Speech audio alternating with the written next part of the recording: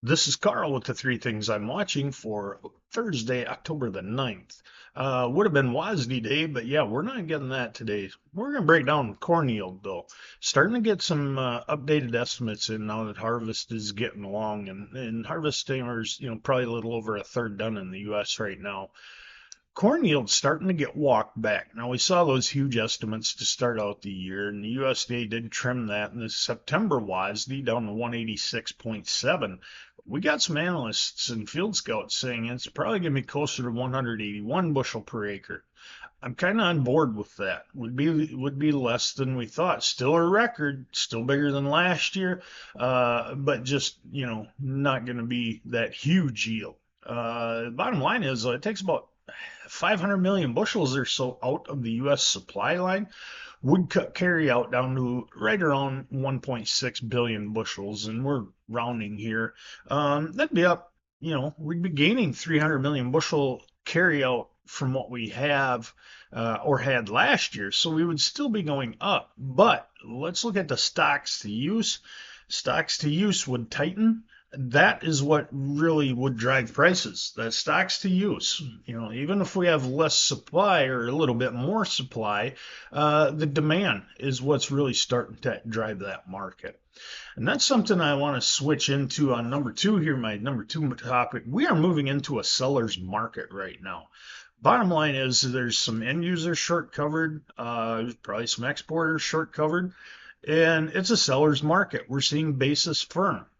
And there's obviously a lot of people, they still have this camp saying that we have no demand, and they need to look at spreads, basis, and freight, and that would tell us we do have demand.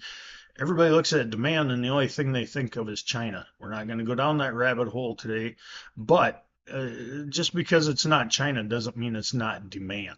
And we need to start thinking about that in this market. But the bottom line is, it's a seller's market right now. That means if you are holding inventory, there's a lot of buyers that do not have adequate coverage. For the last few years, the buyers have really set the basis values. Don't let them get away with that this year.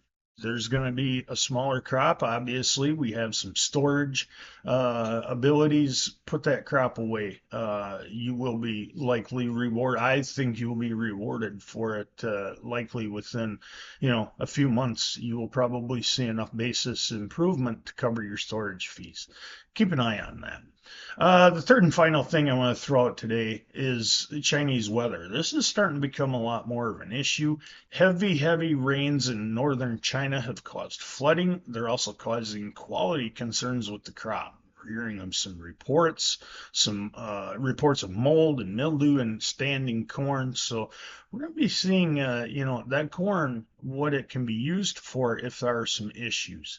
The other thing we're watching, the ongoing rains have slowed the winter wheat seeding in China. So China weather not all that perfect over there. See a little bit of premium in the market, but we're going to see if it affects their import habits at all. Those will be the ones we'll be watching.